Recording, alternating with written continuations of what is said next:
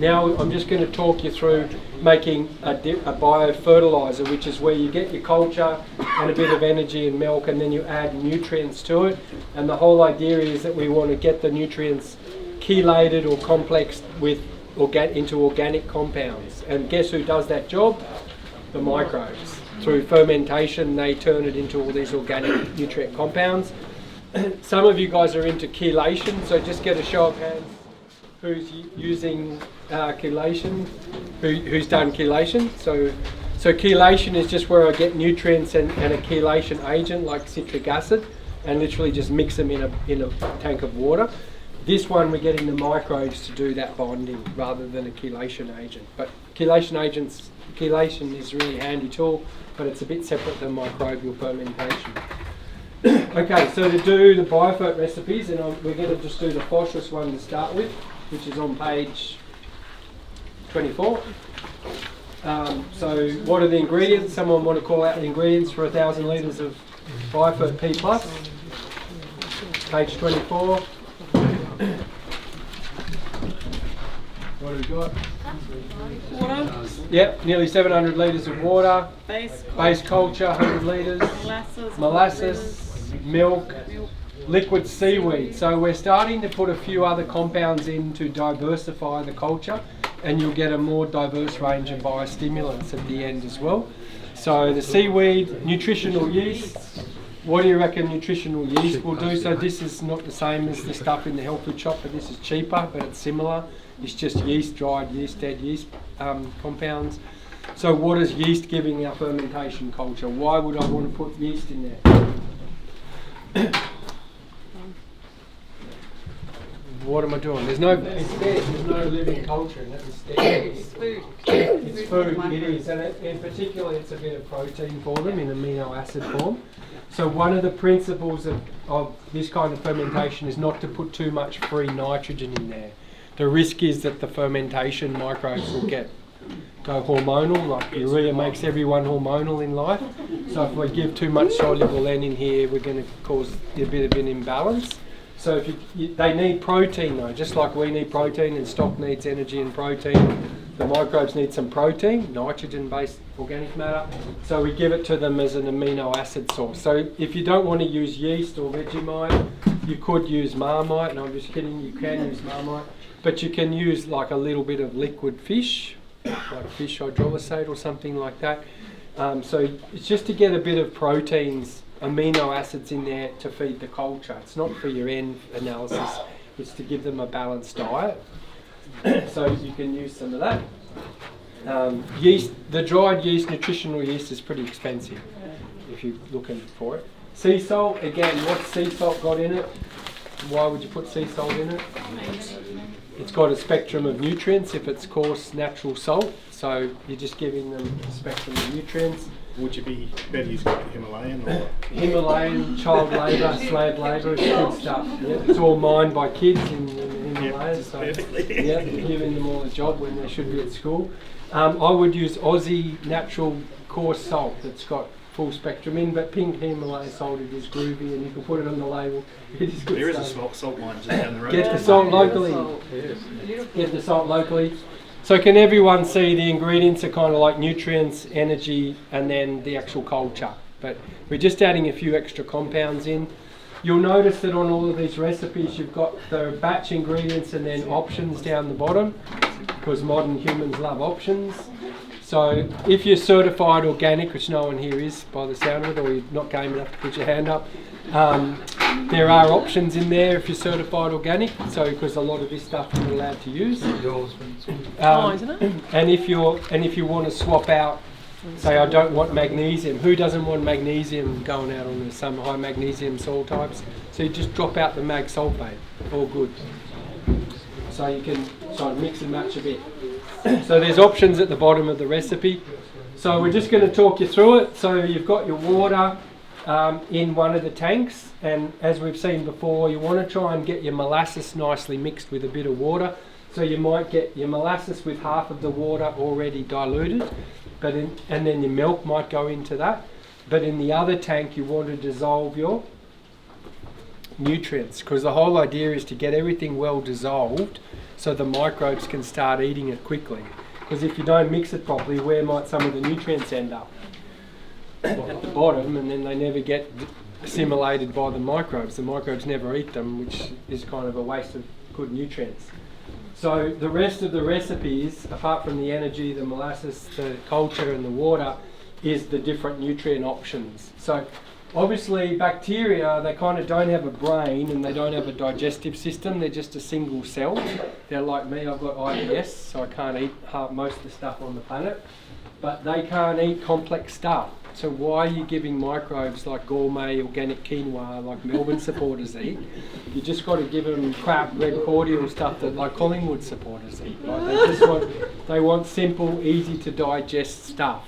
So that's why soluble compounds is what they can eat.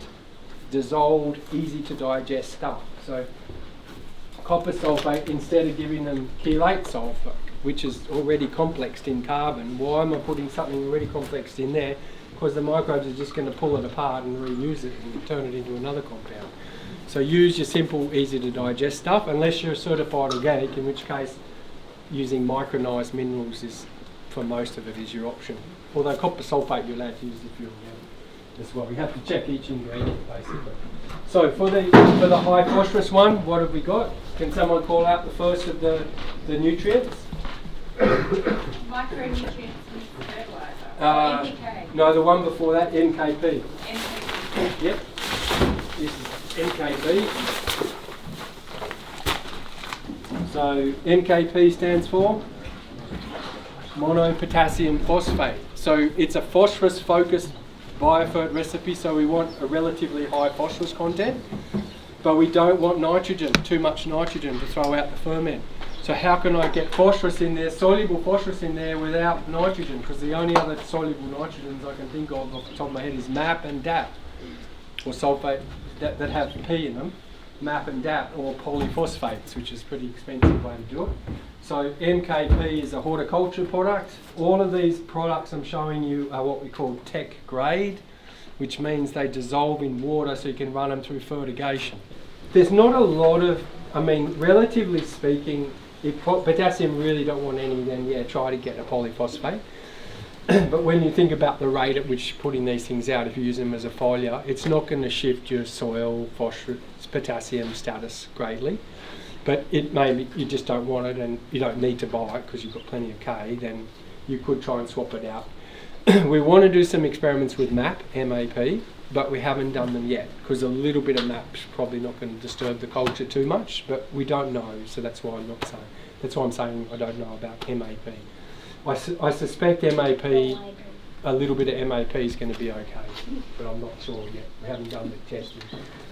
So monopotassium phosphate, any of these products though, they need to be soluble and dissolvable in water, tech grade, high quality. Yes, Matt? I was just going to say, with what you're talking about, what you're going to add in and whatnot, Yeah. and adding to the soil and so on, at least in a foliar base, making your brews up, a lot of us included, we use them to bridge the gap now, like Band-Aid effect the next 2 or 3 years, and that gives you a chance to bring the soil back into it, to get access to more organic based stuff or whatever, so you're sort of two hand in hand. To improve the so you're not replacing your soil based nutrition, but if you're trying to improve that soil so it functions better and cycles nutrients better, and it can complement the program.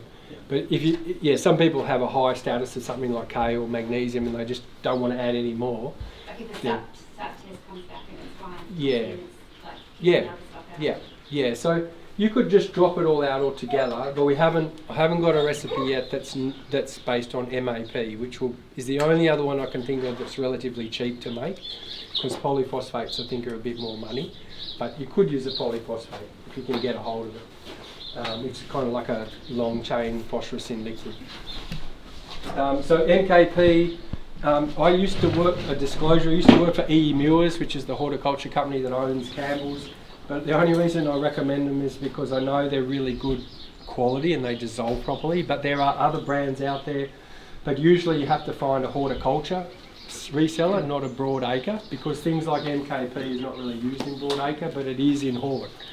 So this product would be used in horticulture when you're maybe sizing fruit up or capsicums up, and you don't want nitrogen to blow up the fruit and attract insects, but you want potassium to size fruit, or NP might be limiting, so you just switch to this from calcium nitrate or whatever else you're on. So there's lots of kind of compounds that you don't see in broadacre that horticulture has. So if you go to Landmark, they call that anymore, no, Nutrient Ag, or if you go to Elders, they have horticulture ranges, and there's other smaller companies that make good products, but I'm just familiar with Campbell's. They're an Australian company, family owned, and they make good quality. That's why I'm putting them in there. It's not because I make money out of them. But yeah, similar products. Just ask for tech grade, which means it'll dissolve nicely in water.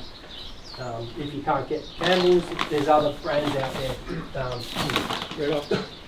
Yeah, so if you get serious about it and you want to get wholesale prices, then you go to Redox, which is Australia's largest wholesaler of chemicals.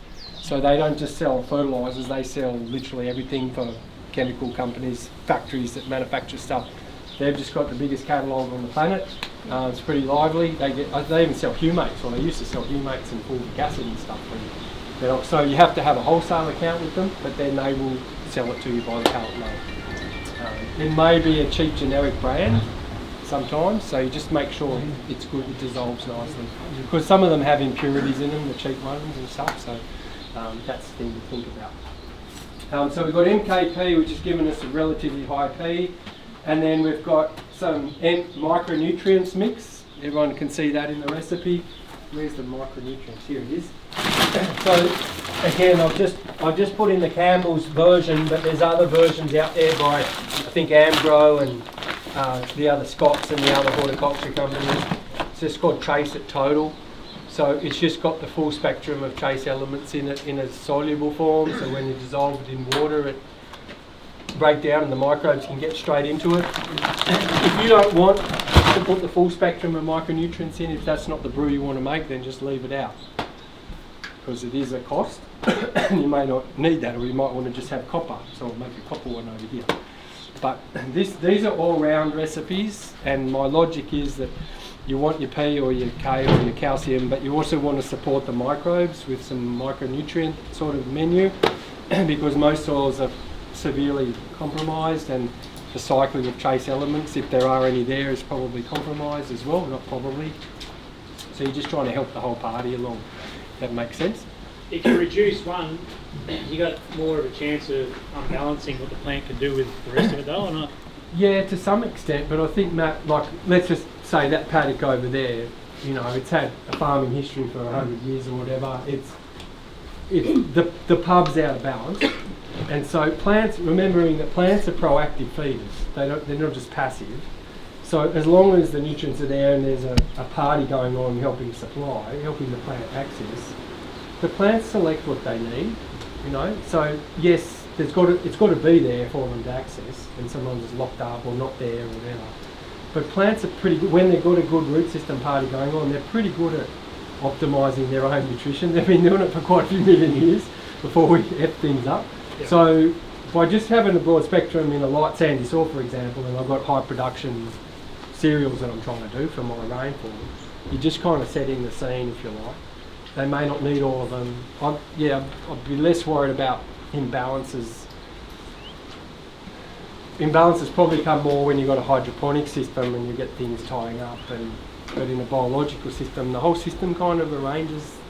The plants, it's an active partner in that uptake. Yeah. At least in that, the balance in that, at least whatever they won't utilise. If you dump a ton of it on them, they can't. Correct. Force fed. Yeah, so. And the other thing I learnt from the Big No Till conference this time from Stacey, the lady that spoke, who's a human nutritionist, is that, like, I think it was iron she was talking about. The human body can only take in so much iron per day, and often the supplements are like triple that. But the body actually can't use it, and over a certain amount of assimilation ability, it actually inhibits the uptake of other things. So you're taking this high iron to help your body, but you're actually compromising the uptake of other elements, and your body couldn't take all that iron in anyway. So, and the form of the iron, all of that stuff comes into it, but it's a bit different in the soil because the plant, with its dribble and exudates, is changing the chemistry in the microbes to suit itself. Yeah.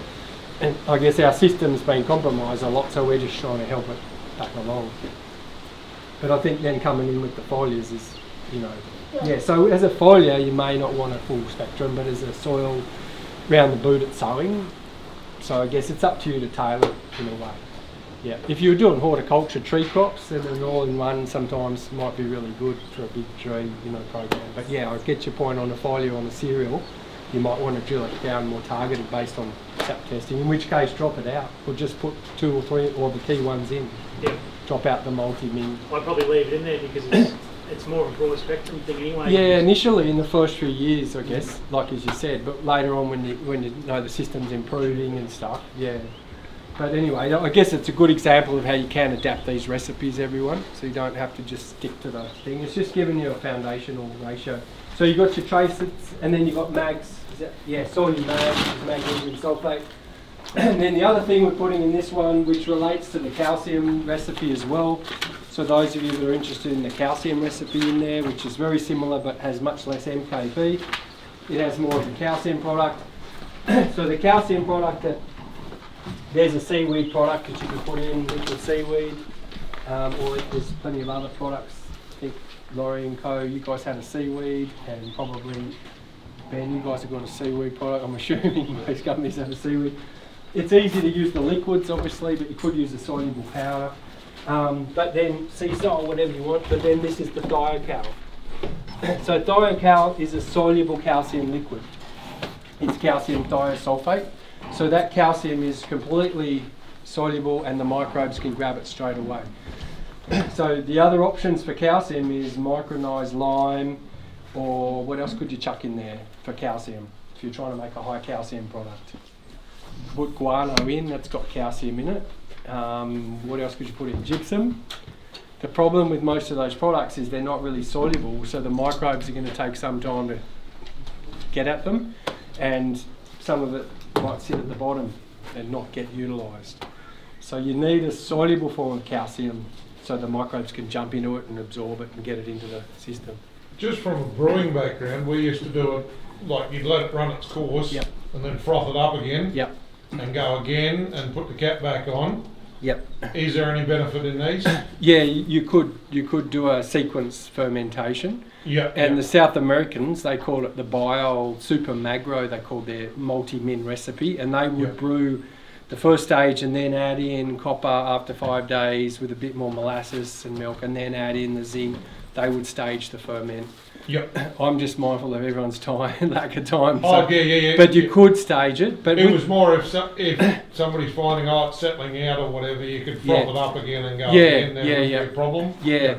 What we've found so far with these 2 recipes, or the 3 biofert recipes, is the phosphorus one with the starters goes through really well. It ferments, you see it ferment and go through over that 30 to 60 days. The calcium one is definitely more sleepy. Yep. And I'm not sure why, whether it's missing a key nutrient for the microbes, like there's not a balanced nutritional profile for the fermenting microbes. It's just sleeper. Yeah. But not or sure. if it's a heavier nutrient, it probably is It's just heavier to digest. inhibiting things, a little bit. So, because that's the other thing. Once you put too much zinc in there or copper, it can actually inhibit the fermentation. So there's a balance point. I want heaps of zinc in my blend, I'll chuck more in. Dave just said put that in, but I'm going to quadruple the amount of zinc. You could actually inhibit the microbes because copper, for example, is a sanitizer, so it can inhibit them. So it's called the toxicity property. And so I've actually found this table, believe it or not, from Google, from an old scientific paper that ranks the micronutrient elements, ions, on how much they inhibit yeast in fermenting. So too much of any of them can inhibit the whole thing going off. So it's about trying to get this balance. So we still haven't worked it out from Well, I think Joel Williams said that the poison's in the amount.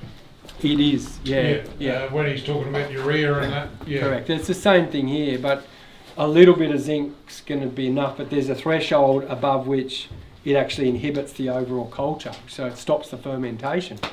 And obviously that's not what we don't want for sure. But the same paper was saying that when you just do sugar, white sugar yeast, and then add these in, it's different than when there's molasses in the brew. They actually say that, and this is from 1940s, so the molasses seems to buffer it or something. But it's just not a black and white science. So we know the calcium recipe is a bit sleepier, but it still goes through but it's definitely not as fire as the P. So maybe we need to put a bit more P in the calcium recipe and to fire it up. So once we dilute that to put it out, say if it's 10 litres a hectare and 100 litres total, how much, like we want to put more potassium sulphate in? Or So you could then tank mix. So then... That's not going to affect that though, but... No, so I guess the key thing, well I guess finishing off this stage here, so you mix everything, so the key thing with whatever nutrients you're using is you mix them in some water before you add them in here. That makes sense? Get them diluted before you mix them into your molasses and milk. So you use some of the water to dilute the nutrients and then you put it in with the rest of it and then you agitate it with either the mixer or the pump system or whatever, or just driving home on the trailer, that's going to agitate it. So you just agitate it so it's all well mixed. Now the challenge sometimes you're going to get before we come over to tank mixing and using is if I put calcium and phosphorus together in a hydroponic system, what's going to happen to the two? If I mix them both in the same tank, anyone know what happens to you? Calcium and phosphorus will join together and just drop out to the bottom of the tank. They'll precipitate. So they're not compatible when you try and dissolve them all together. So some of these recipes you'll see they're both together, but when you mix them in with microbes and molasses, it's kind of that sort of managing that. But it is good to separate them in time. So dissolve your calcium here and then dissolve any phosphorus here before you mix it into your tank. Because if you just mix them all together here, you might find the calcium phosphate just drops out and then you haven't dissolved it properly. So that's a classic problem in hydroponics or insoluble fertiliser mixing. But it is something just to think about when you're initially mixing sometimes. So we've designed this to minimise that risk, this recipe and the technique. So then you leave it to ferment, put your fermentation lock on it, mix it all nicely, agitate it, put your fermentation lock on it, remember new one of them, and then leave that for, I suggest 60 days, but people do ferment them for shorter than that, but 60 days to let it go through a full fermentation process is what I'm suggesting. People do get away with shorter cycles, but that's just a safe sort of number to aim for. And once it's gone through that, the pH will drop not as far as the starter cultures. It might be in its early 5s, 5 to 5.5, but it'll be a bit acidic, somewhere 4.5 to 5.5 usually. And it should smell stable and sweet. Sorry, I don't have any actual examples, so I didn't bring the ute. It should look sort of that mid-brown colour and still smell stable and sweet, and then it will be ready to use at that point. Any questions on that sort of quality control? Temperature parameters. Can it get too hot or too cold? Yeah, Like when you're making it, don't do it in winter.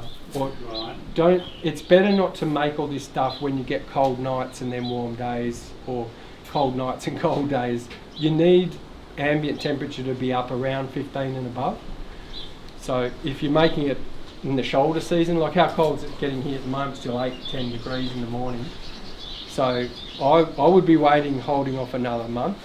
But 40 degrees isn't probably very good either. Yeah, but you can get away with it in a shady spot like this. Oh, okay. Yeah, but I think if you just sort of try and aim, if you get warm days but it still gets down to like 5 at night, it's still a bit, it just seems to throw the culture out when it gets cold, hot on the daily cycle. People do get away with it a bit, but I've made it in Armidale where it's cold, northern tablelands, it's pretty cold and high, and we used to get really cold winters. I've tried to make it at different temperatures. I think you'll find 15 is kind of like a comfortable, to get a good fermentation process, and you know it'll do the job and you won't have problems. And you do get problems if you haven't done it right. It'll start to putrefy and smell like a rotting possum in the tank or whatever, so you know it's gone pear-shaped on you. But if you follow these recipes and clean your equipment and lock it up properly with a fermentation lock, you'll probably find you won't get any problems. And storage is the same? Yeah, although most people use it within 12 months of making it, this sort of stuff. But a couple of years in So most... it can go through winter? Yes, yeah. Once they're made, they're very biochemically stable. Once they've gone through the fermentation, they're quite stable biochemically. Like beer. So they should be fine. Yeah. So if it does start sort of turning, Yeah. is there any way to bring it back, or do you need to know what's out of balance? Or Yeah, it depends how far it's gone. Like sometimes you can save them by putting more starter culture and molasses in them. and sometimes you can't. So I had some feral pig that was a hydrolysate recipe on feral pig, fertiliser, and I had that in my front garden for, it's still there, so 4 years now, in a 20 litre, and it's to keep any robbers coming onto the property. They'll open that first and then they'll just leave. But it's, we're just kidding. But it was stable, but then it started to blow up a bit. So I thought, oh, it's gone a bit off. So I opened it up and it was just starting to go a bit sour. So I put a little bit more starter culture and molasses in it, and that stabilised it, and I haven't had a problem since. The hydrolysate recipe is the one where you're more likely sometimes have an issue, the high protein. These ones are usually pretty stable, or almost always. Yeah. Can you still use that product as swamp water after, or? What? Yeah. Yeah, I mean, put it on your compost just mix? just tip it into a compost, or Yep. tip it on the neighbour's garden, or whatever. Yeah, whatever you want to do. Down the river. Down the river. Yeah. Well, it probably needs nutrients, or it's organic nutrients. Yeah. No, you can. I think you'll find if you dilute it, you could spray it out, but it may have some compounds in it that are not great for your crop. So Yep. just put it on soil as a soil drench. If you were to use manure, then the time to use it is when making the bioferments, and you can swap out some of the starter culture. So if anyone is thinking about manure in these recipes, then the place to use it is not the starter culture recipes, but when you're making the biofert, you'll notice that you need 100 litres of starter culture in these recipes, the biofert recipes. So you could take some manure, fresh manure slurry, and put that in instead of the starter culture. So it's, yeah, we've made recipes on both. Some people love manure, some people don't. They're happy with kefir. The TAFE students that I taught at the TAFE at Albury for quite a few years, we did a 50-50. We'd put starter culture and manure in, and we always got a really good result. So yeah, it's up to you. If you want a bit of that manure mojo, or whatever we're going to call it, then to get the pear notes and the apple notes in the smell, and you could just use that. So what's the rate of application once you've got everything ready? Yeah, so generally people are using these bioferts and biostimulants somewhere between, or if you're in broadacre, usually 5 to 10 litres the hectare, or coating seed with it. And then if you're in horticulture, people go higher than that, obviously, so 10 to 50 litres is usually the kind of rates that you see people use it at.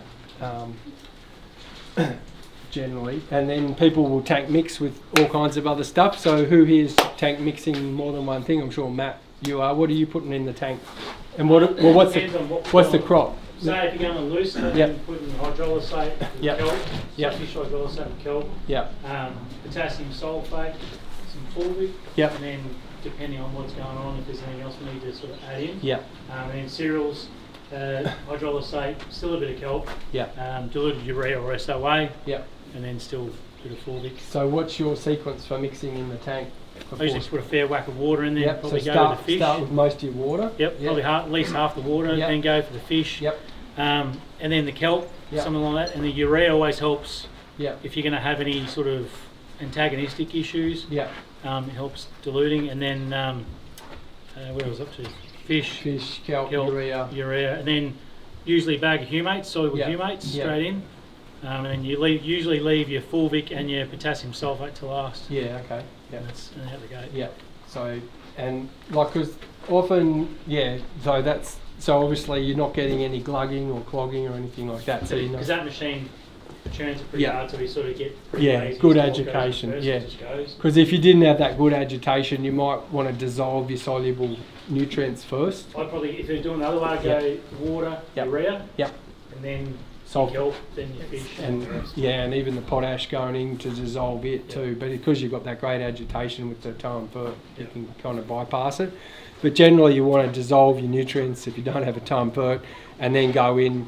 So the sequence is nutrients and water, because if you're putting live microbes in the tank, what's the pH going to do if the pH is low? Like this is a pH of 4 or 5, and you put that straight in with microbes. What might that do to your nice culture of microbes you bought from NTS or wherever?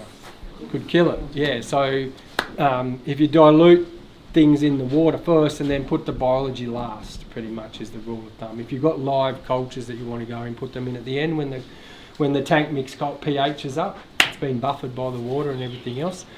So the sequence is usually soluble nutrients, biostimulants and then living things, inoculants. But yeah, the Tyrant Fert will help you change that It'd be code. nice to stick it all together, but you can't. You'll obviously dilute it down to a point where it won't Yeah, before you- especially with your pH. I mean, it's the same with herbicides. You want to be in that pH range to get them to work really well. So it's pretty much the same for your microbes as well. So what's the best time to apply? Yesterday. No, I'm just kidding. Yeah, well, usually when the plant, so obviously when there's a bit of humidity around, ideally, the plant's actively growing, you've got humidity, and the best time's early of a morning or cloudy days, late afternoon, just when it's not too stressful. The plant's got its stomates open. That's a general rule of thumb. And then it's just down to agronomic sort of crop cycle situation, like your sap testing, stage of growth, what are we trying to achieve, you know, the normal agronomic sort of challenges that you have. You do bigger rates, a few hours at least before the rain, so the plant can take in what it can, and the rest will wash it. Yeah. You pick those windows. You said Yeah. it's been last for like a year. Yeah, generally the bioferts, they're pretty shelf stable. If you did it in the warmer months, then at least in winter you've got something to go. No worries, yeah. I personally think for you guys in the southern farming systems, the broad acre, your summer window before you go away on holidays is the time to make it, because you're busy, like coming out of summer, you start running around getting yourself ready. So, and the winter's too cold to make these things consistently, so I think there's in your calendar of operations, there's a bit of a gap there, either before the school holidays, or I know harvest sort of gets up on you, but either that or when you first come back from the holiday mode. Yeah. So yeah, that's sort of the window you've got. You want to do it in a warmer time of year. Yeah. You just got to fit it in with all the other jobs, but that's why keep it simple as you can. Like, you know, just trying to make this as simple as you can. Yeah.